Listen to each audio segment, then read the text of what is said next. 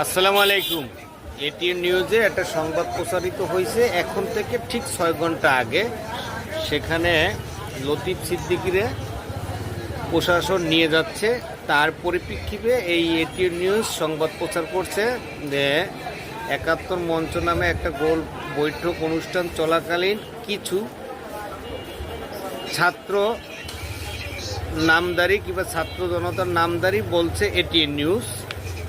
আমার প্রশ্ন এটিএন নিউজের কাছে, ছাত্ররা আন্দোলন করতে আছে, বুয়েট শিক্ষার্থী, ডিপ্লোমা, এরা সবাই মিলে শাহবাগে আন্দোলন করতে আছে, আর যারা মব সৃষ্টি করতে আছে তারা ওই ৭১ গোল টিভি মঞ্চে যাইয়া মব সৃষ্টি কইরা লতিফ সিদ্দিকী কিংবা আরও কিছু লোকজনকে হেনস্থ কইরা পরে পুলিশ প্রশাসন আইসা তাদেরকে নিয়ে যায়।